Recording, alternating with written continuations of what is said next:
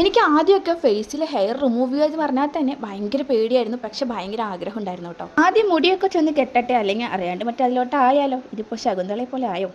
കുഴപ്പമില്ല. പിന്നെ ഏകദേശം ഒരു വർഷമായി ഞാൻ ഫേസിലത്തെ ഹെയറൊക്കെ ഇങ്ങനെ റിമൂവ് ചെയ്യുന്നു. ആദ്യമൊക്കെ നമ്മൾ മാസത്തിൽ ചെയ്യില്ലായിരുന്നെങ്കിലും ഇപ്പോൾ ബേബി ഹെയർസ് വരുമ്പോൾ തന്നെ ഞാനത് ചെയ്തങ്ങ് റിമൂവ് ചെയ്തും.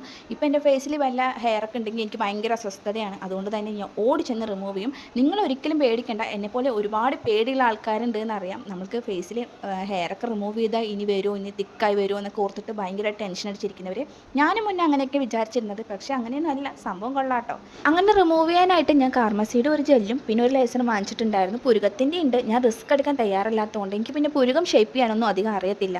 നമ്മളുടെ ആകെയുള്ള ഒരു 2 പുരുകം എന്തിനാ വെറുതെ കളയണമെന്ന് വെച്ചിട്ട് ഞാൻ അതിലോട്ട് തൊടാറില്ല. നമ്മുടെ ഫേസിൽ മുടിയൊക്കെ ഇങ്ങനെ മെല്ലെ മെല്ലെ എടുത്തിട്ട് നല്ല സെറ്റാക്കി വയ്ക്കട്ടെ. സംഭവം കഴുകിയിട്ട് വന്നപ്പോൾ നല്ല ഗ്ലോ ആയിരുന്നു ഫേസിൽ. എനിക്ക് ഭയങ്കരമായിട്ട് ഇഷ്ടമായി. നിങ്ങളിനി പേടിച്ചിരിക്കേണ്ട, ഓടി ചെന്ന് ചെയ്തോ. Bye bye.